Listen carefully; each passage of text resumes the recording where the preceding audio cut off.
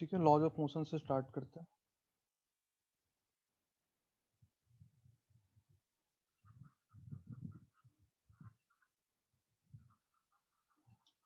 चलो, Newton's third तीनों law पता है क्या क्या है? फर्स्ट लॉ क्या होता हाँ है? जी, first law, law of inertia. Law of inertia. इसमें क्या बोलते हैं? अगर बॉडी रेस्ट में है तो रेस्ट में ही रहेगी, मोशन में है तो मोशन में ही रहेगी, जब तक एक्सटर्नल फोर्स ना लग जाए। ठीक है। फोर्स ना लगे। Yes sir. Second laws of motion क्या है? Force equals to mass into acceleration. ठीक है, force into mass into acceleration है, दैट इज, पहले बोलते हैं वो आता कैसे, देखो, force is directly proportional to rate of change of momentum. ठीक है, अब इस प्रोपोर्शनैलिटी साइन को हटाने के लिए यहाँ पे एक कांस्टेंट k लगा रहे होते हैं। ठीक है, सेकंड लॉ ये है कि force is directly proportional to rate of change of momentum. Momentum.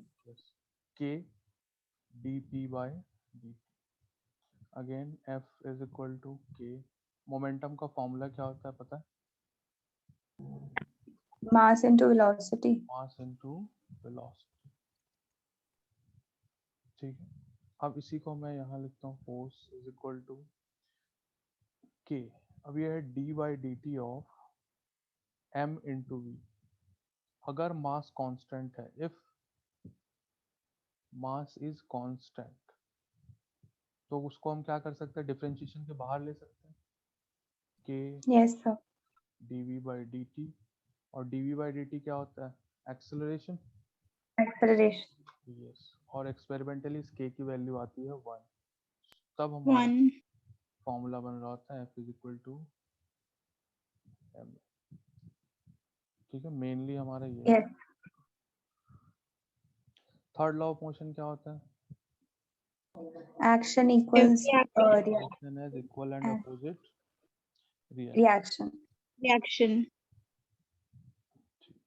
अब इस पे क्वेश्चन है कि हर एक, जैसे कि every action is equal and opposite reaction, अगर वो इक्वल और अपोजिट है तो वो कैंसिल क्यों नहीं हो जाते?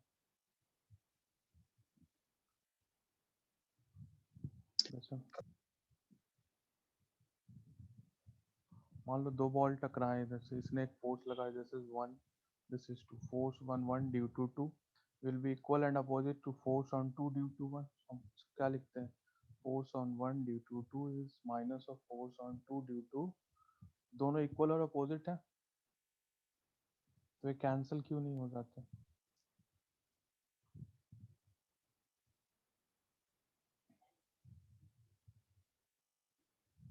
Yes sir. रीजन पता है? No sir. वाइवा में सबसे ज्यादा पूछा जाता है। देखो होता क्या है, कोई भी वेक्टर आपस में, जब मान लो ये मैंने एक बॉडी बना ली, अगर इसको मैंने ए बॉडी बना, इस पे मैंने 5 न्यूटन फोर्स लगाया, इधर से भी 5 न्यूटन फोर्स लगाया, क्या ये बॉडी मूव करेगी? नहीं सर। नहीं मूव करेगी। और दोनों कैसे नो। फोर्सेज है? इक्वल फोर्सेज है, equal and opposite. Equal. Equal भी है, और ये अपोजिट भी है। ऑपोजिट। क्या हम इनको एक्शन और रिएक्शन फोर्स बोल सकते हैं क्या? नहीं बोल सकते हैं, क्यों? क्योंकि नहीं सर, क्योंकि बॉडी एक ही है। यस, तो आंसर इसका यही था, एक्शन और रिएक्शन इसीलिए कैंसिल नहीं होते हैं because they act on a different body. अब मान लो मैंने इस बॉडी पे 5 न्यूटन लगा दिया इधर से, और दूसरी बॉडी पे वापस इधर से 5 न्यूटन लगा दिया, अब ये दोनों थोड़ी कैंसिल करेंगे आपस में। हाँ जी। यस, जब बॉडी सेम हो और फिर इक्वल और अपोजिट फोर्स लग रहे हो ऐसे, तब ये दोनों कैंसिल कर लेंगे। तो equal and opposite forces cancel इसलिए नहीं होते हैं क्योंकि they act on a different body. Bodies. Yes, अब इसमें जो सबसे मोस्ट इम्पॉर्टेंट कॉन्सेप्ट जो आता है, how to use Newton second law of motion. Newton second law of motion is the real law of motion. कैसे? F is equal to K D P by D T. इसी से first law भी निकलता है, second law, और इसी से third law भी निकलेगा। फर्स्ट लॉ कैसे निकलेगा?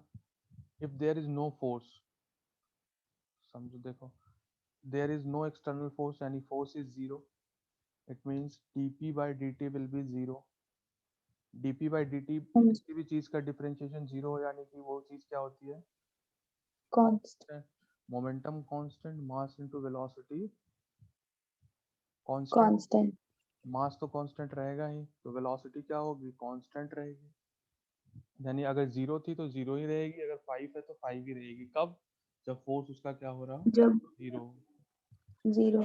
यस, इसीलिए कहते हैं जब मूव करती है तो मूव करती रहती है, और रेस्ट में है तो रेस्ट में ही रहेगी जब तक कि बाहर से कोई फोर्स ना लग जाए उसको। ठीक है। अब Yes, how sir. How to use. Yes, sir. अब सेकेंड लॉ ऑफ मोशन को और अच्छे से, इसमें एफ क्या होता है बताना। जैसे हमने ये निकाला F is equal to M, इसमें एफ को क्या बोलते हैं? Force. Force. Net. Net force. ठीक है, नेट का मतलब क्या होता है? कि किसी भी बॉडी पे लगने वाले सारे फोर्सेस का algebraic sum, that is net force. और ये हमेशा नेट फोर्स होता है। कई बार इसको नेट एक्सटर्नल फोर्स भी बोलते हैं।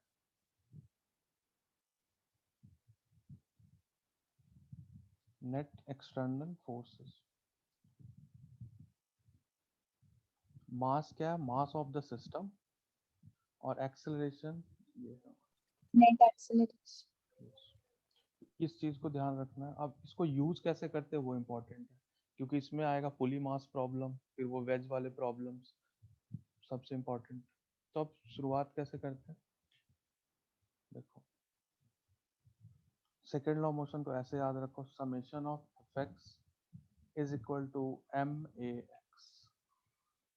ये हर डायरेक्शन के लिए है।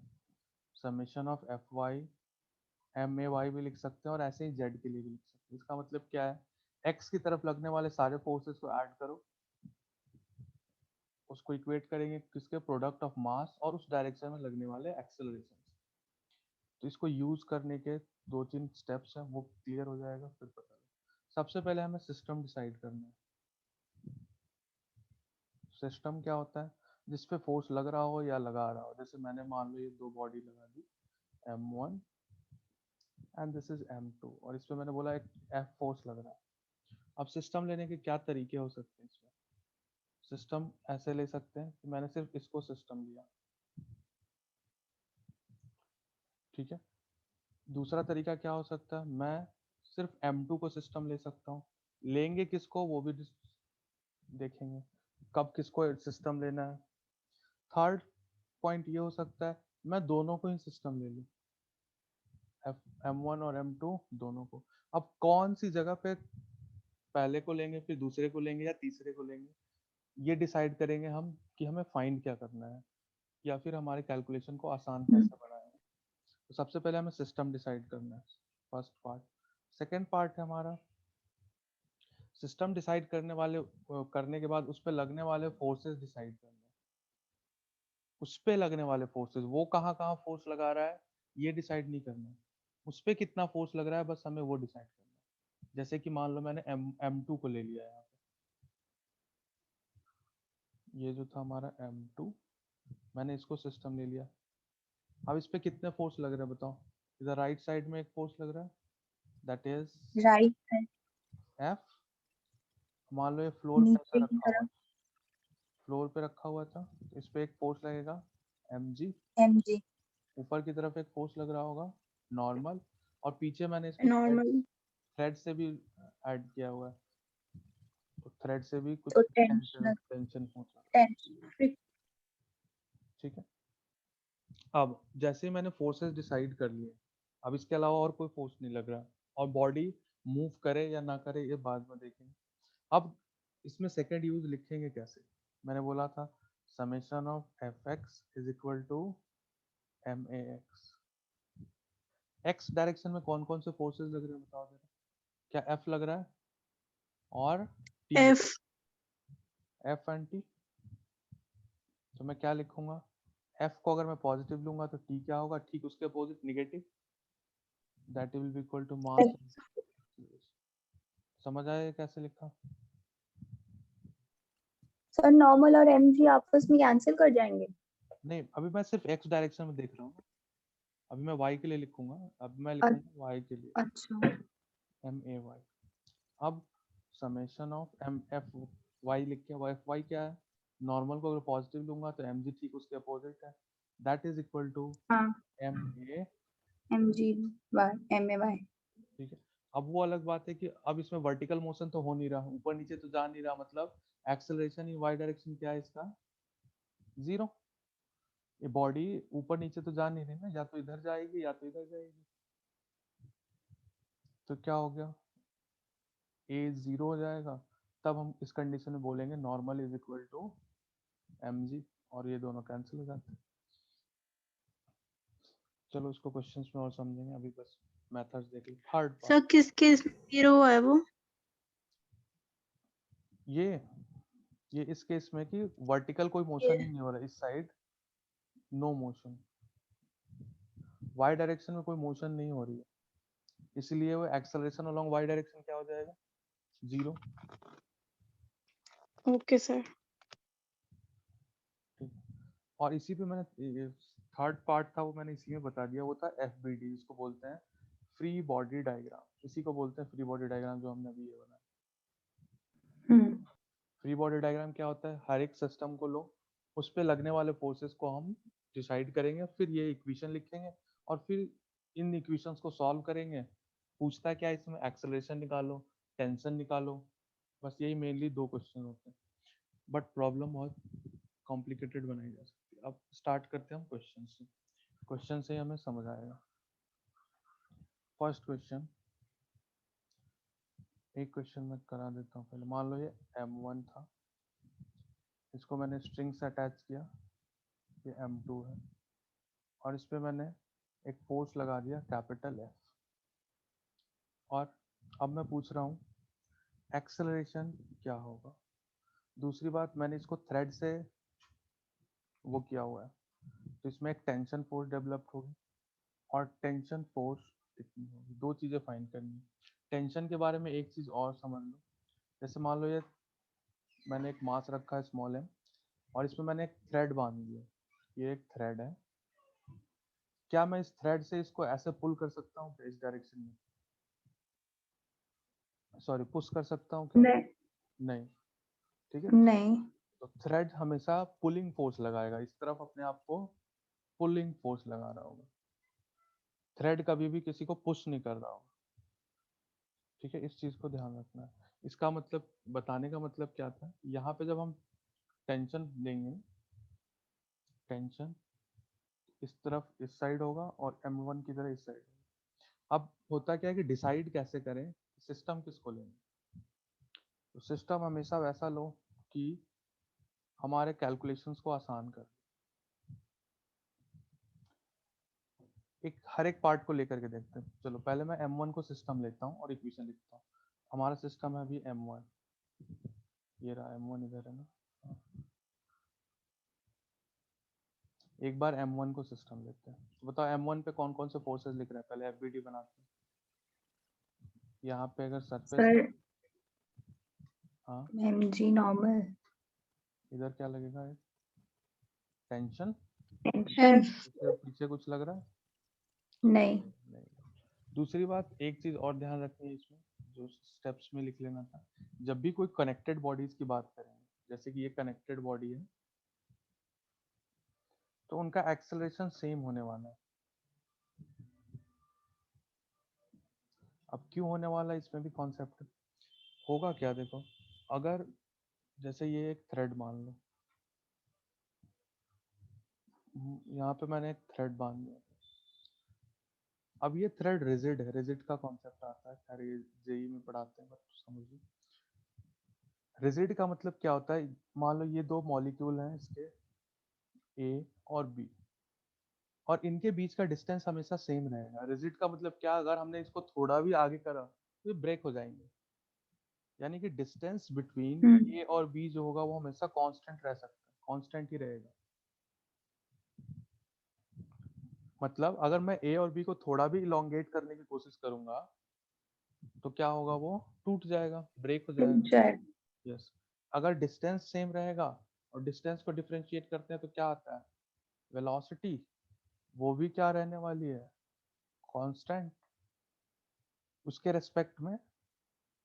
और फिर ऐसे ही एक्सेलरेशन, इसका मतलब इन दोनों के बीच का डिस्टेंस फिक्स्ड है, तो ये दोनों कभी क्या होंगे, एक दूसरे के रेस्पेक्ट में एक्सेलरेट नहीं हो रहे होंगे। यानी कि जो एक्सेलरेशन ए का होगा वही एक्सेलरेशन बी का होगा। फिर से समझो एक बार, मैंने क्या बोला, ए और बी जो है दोनों के बीच में डिस्टेंस को मैंने फिक्स कर दिया। Distance of A with respect to B को अगर मैं कांस्टेंट कर दूं, तो velocity of A with respect to B, constant का डिफरेंशिएशन क्या होता है, जीरो।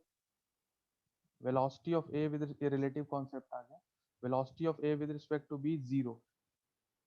यानी कि रिलेटिव वेलोसिटी जीरो कब होगी, रिलेटिव वेलोसिटी का फॉर्मूला पता है, वी ए बी क्या होता है, V A minus VB. V B. अगर ये जीरो हो गई इसका मतलब क्या है, V A is equal to, VB.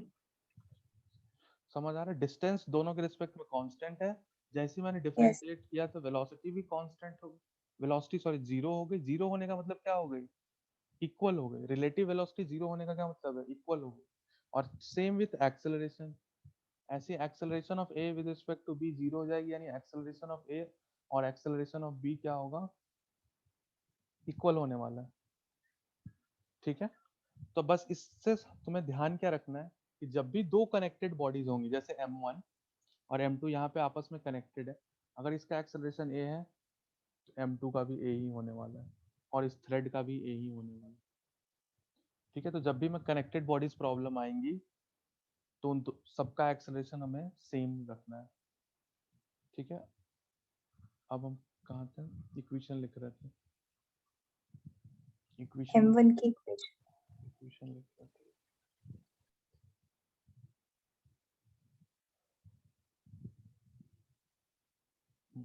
m1 की इक्वेशन बताओ, क्या लिखो, इधर लग रहा था टेंशन फोर्स, इधर कुछ लग ही नहीं रहा था, और M मैंने मान लिया कि इस साइड ये equals to acceleration MAX. X direction में. एक्स डायरेक्शन में a ले लिया मैंने, ये आ गया हम्म. m1 के लिए। इसमें लिखेंगे Y के लिए y डायरेक्शन में लिखेंगे, चलो y डायरेक्शन में लिखते हैं, summation of N N minus MG equation. is equals to MAY. जिसको क्या लिख सकते हैं, n minus M G is equal to, sorry m1 है ना, MAY. m a y। अब देखो y डायरेक्शन में क्या है, मूवमेंट की कोई कंडीशन है, y डायरेक्शन में कोई नहीं मूवमेंट No, सर. नहीं हो, ए वाई क्या हो जाएगा, जीरो। zero. ए वाई जीरो मतलब नॉर्मल, और एम वन जी क्या हो जाएंगे, Equal. Equal. नॉर्मल वन ले लो, एम वन। अब देखो हमारे पास क्या चीज आई, एक तो टेंशन आ गया हमारे पास, दैट इज एम वन ए, दूसरा आ गया नॉर्मल। अब एम वन ए तो हमने अपनी तरफ से लिया, हमारे क्वेश्चन में क्या, मैंने क्या क्या दिया था, फोर्स m1 और m2, यानी आंसर भी हमारे इसी फॉर्म में आना चाहिए। हाँ जी.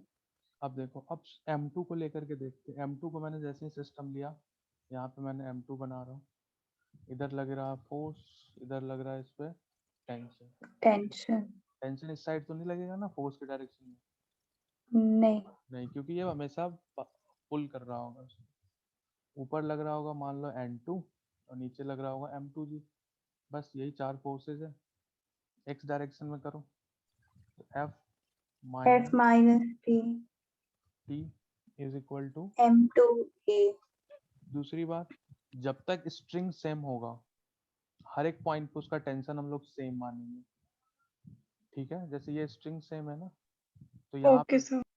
यहाँ पे अगर टी है तो यहाँ भी टी है, यहाँ भी टी है, यहाँ भी टी है, सेम कॉन्सेप्ट। इसके पीछे भी रीजन यही था जो अभी बताया, एक्सेलरेशन सेम, क्योंकि ये मासलेस स्ट्रिंग है। ठीक है, तो ये हमने लिख दिया एक्स डायरेक्शन के लिए फर्स्ट इक्वेशन। वाई डायरेक्शन लिखेंगे, m2 जीरो हो जाएगा तो नॉर्मल क्या हो जाएगा, m2। M2G. चलो दो केस ले लिया, तीसरा केस मैं ले रहा हूँ कि मैं दोनों को सिस्टम मान लेता हूँ। मैं कर जब क्वेश्चंस कर रहे होंगे तो हम चूज कर लेंगे कौन सा आसान है। अभी मैं तीनों करके दिखा रहा हूँ क्योंकि फर्स्ट क्वेश्चन। अब मैं दोनों को ले लेता हूँ।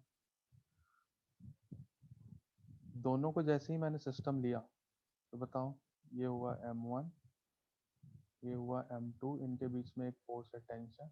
पूरे को सिस्टम ले लिया, इधर फोर्स लग रहा है F। बताओ क्या इक्वेशन लिखूं एक्स डायरेक्शन?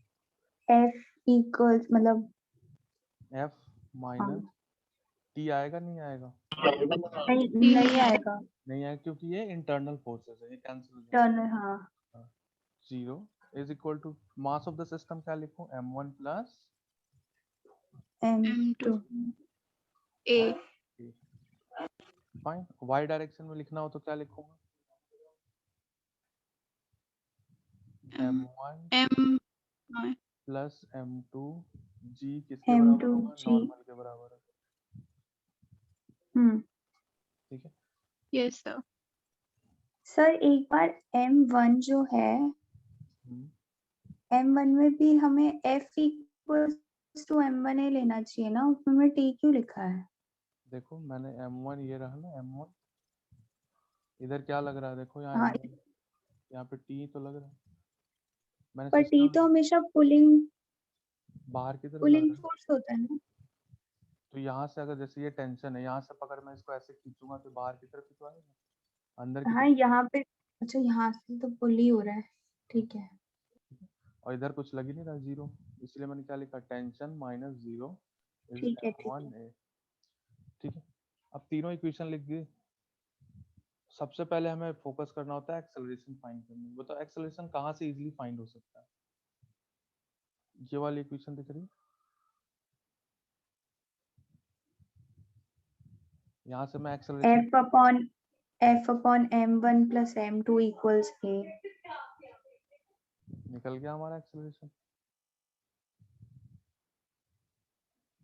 ठीक है, फर्स्ट हाँ क्वेश्चन। जी। ठीक है, और उन्हीं टर्म्स में निकला है जो हमें दिया हुआ था क्वेश्चन में, F M1 और M2। अब रही बात टेंशन की, तो टेंशन कितना है? टेंशन यहाँ देखो, फर्स्ट इक्वेशन देख लो, टेंशन है M1 A के बराबर। इसको मैंने M1 और A की वैल्यू डाल दी F upon M1 plus M2। M2 ठीक है, तो देखो सबसे आसान मुझे कहाँ पड़ा? सबसे पहले तो ये एक्सेलरेशन निकालने में यही वाली इक्वेशन काम आई। देखो जब मैंने M1 और M2 दोनों को सिस्टम ले लिया तो मेरे लिए ये वाला चीज आसान हो गया, डायरेक्ट F A आ गया। दूसरी बार टेंशन निकालना था तो मैंने ऐसा सिस्टम लिया M1 को कि टेंशन एक ही बार में आए। मैंने M2 क्यों अवॉइड किया? क्योंकि फिर यहाँ पे दो फोर्सेस थे F और T। करने के लिए सबसे निकल सकते हैं, बट हमें क्वेश्चंस को आसान बनाना है। तो जब भी ऐसे दिखे तो सिस्टम को एक बार पूरे को सिस्टम ले लो, उससे एक्सेलरेशन आसानी से निकल जाएगा। फिर जब टेंशन निकालना हो तो उसको चूज करो जिसमें कम से कम इक्वेशन लिख रही हो, जिसमें एक तरफ जीरो लग रहा हो। ठीक है, okay sir चलो ये हो गया। अब एक क्वेश्चन को मैं खुद ट्राई करूँगा, मैं दे रहा हूँ।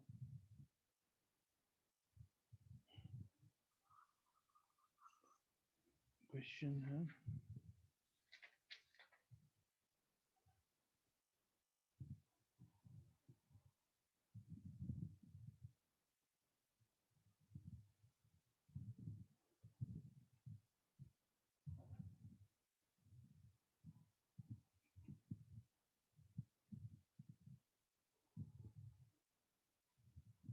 M1 M2 और M3, इस पे मैंने एक फोर्स लगा दिया और फिर इनके बीच में टेंशन, इसके बीच में जो टेंशन है वो आ रहा है हमारा T1 और ये आ रहा है T2।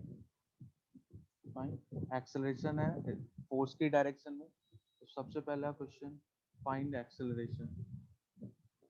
Second is your find T1 and third is find T2।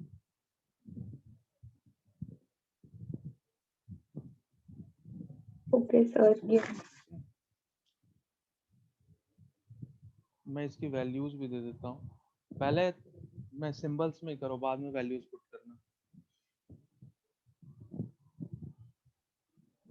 Symbols में ट्राई करो। एक्सेलरेशन बताओ सबसे पहले। एक्सेलरेशन निकालने के लिए किसको सिस्टम लेंगे? पूरे को होल को यस, पूरे को तो सिस्टम लो और acceleration acceleration f upon m1 plus m2 plus m3 ठीक। अब T1 और T2 निकालो।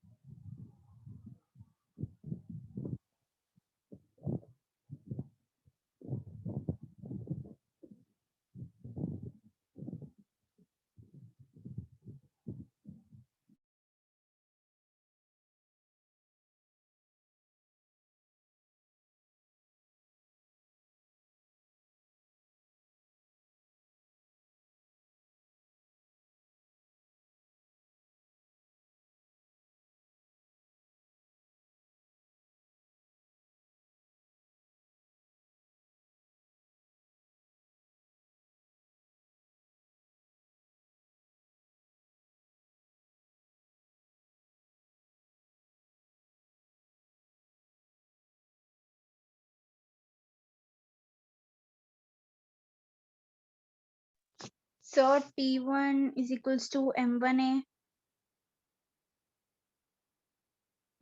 M1 ही आएगा। तो ए की जगह वो पुट कर दो ना m1 f upon m1 plus की m2 वैल्यू plus m3। हाँ A की वैल्यू और कितनी है? t2 मैंने वैल्यूज लिख दी हैं, उनको कैलकुलेट कर लो एक बार। ओके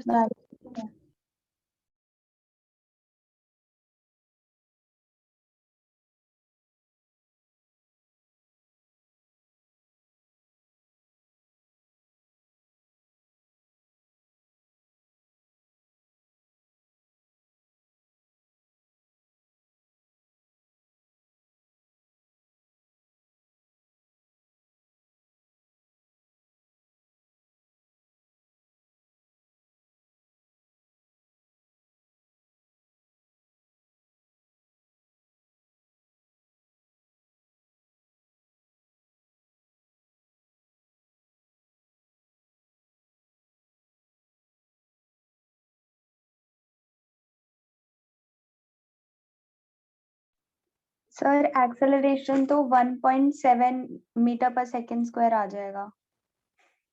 नहीं 0.7 5/3 आ रहा है ना? 1.66 हाँ मतलब राउंड ऑफ 1.7 हो गया ना। हाँ वही 1.7 हाँ ठीक है, 1.66 आ रहा है 5/3 आएगा, ठीक है। T1 कितना है? 1.7 t1 t1 8.33 न्यूटन 8.33, ठीक है। T2 बताओ। t2 एक मिनट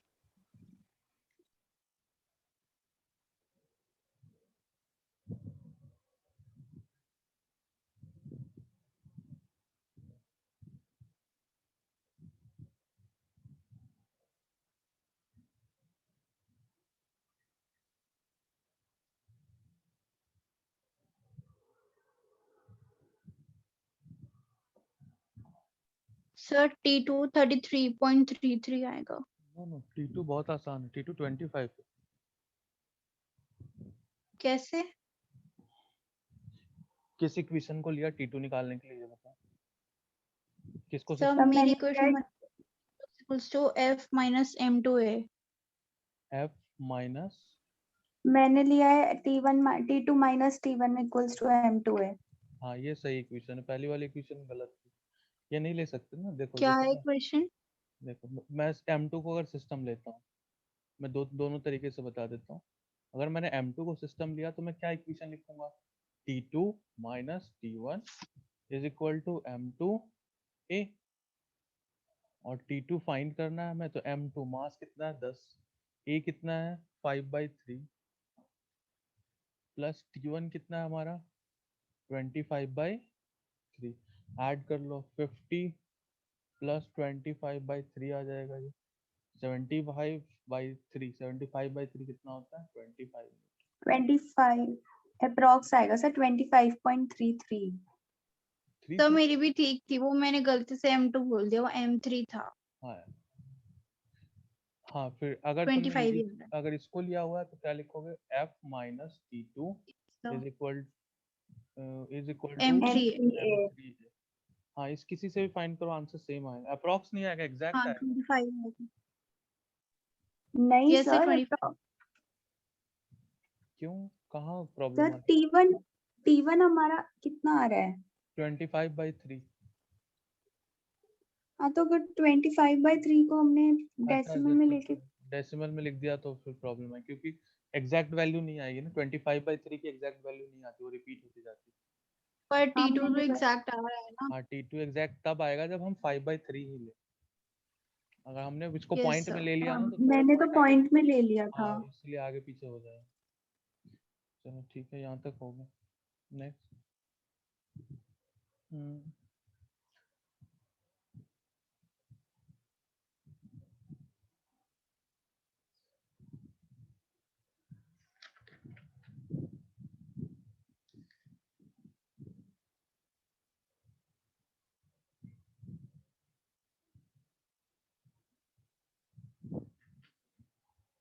ये थोड़ा इम्पोर्टेंट क्वेश्चन।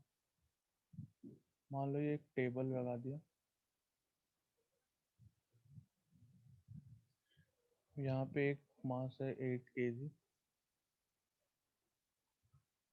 पुली लटकाया, यहाँ पे एक मास लगा दिया दैट इज 4 kg। दूसरी तरफ हमने मास हैंग कर दिया पुली से, that is 2 kg।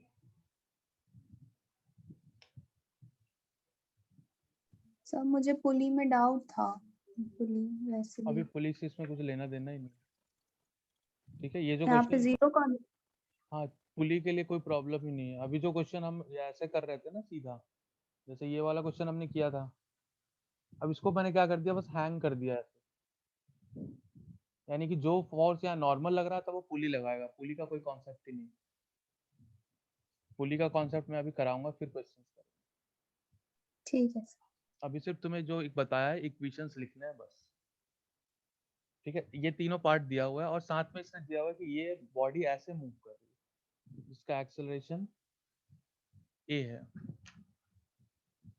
T1 T2 strings दिए हुए, स्ट्रिंग्स में टेंशन है T1 एंड इधर है हमारा T2। फ्रिक्शनलेस है, मासलेस है, G की वैल्यू हमें 9.8 लेनी है, या फिर 10 ले लो, कैलकुलेशन में क्या प्रॉब्लम। तुम्हें टेंशन फाइंड करना है।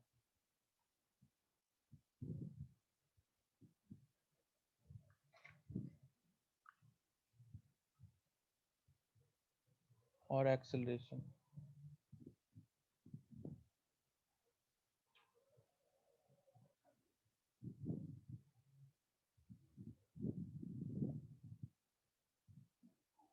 समझ आया क्वेश्चन? Yes sir.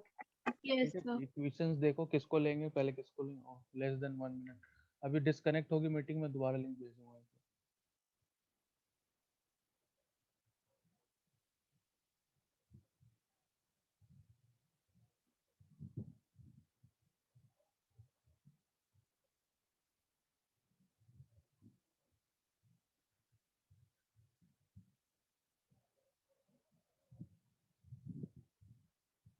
ट्राई करो।